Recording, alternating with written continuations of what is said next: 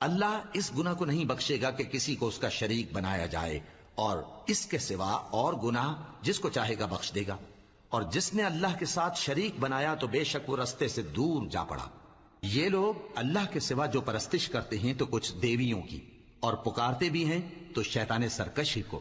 جس پر اللہ نے لعنت کی ہے، اور وہ اللہ سے کہنے لگا میں تیرے بندوں سے غیر اللہ کی نیاز دلوا کر مال کا ایک مقرر حصہ لے لیا کروں گا، اور ان کو گمراہ کرتا اور انہیں امیدیں دلاتا رہوں گا، اور یہ سکھاتا رہوں گا کہ جانوروں کے کان چیرتے رہیں، اور انہیں سمجھاتا رہوں گا، تو وہ اللہ کی بنائی ہوئی صورتوں کو بگاڑتے رہیں گے۔ اور جس شخص نے اللہ کو چھوڑ کر شیطان کو دوست بنایا وہ صاف صاف گھاٹے میں رہا۔ وہ ان کو وعدے دیتا ہے اور امیدیں دلاتا ہے، اور جو کچھ شیطان انہیں وعدے دیتا ہے وہ دھوکہ ہی دھوکہ ہے۔ ایسے لوگوں کا ٹھکانہ جہنم ہے، اور وہ وہاں سے کوئی راہ فرار نہیں پا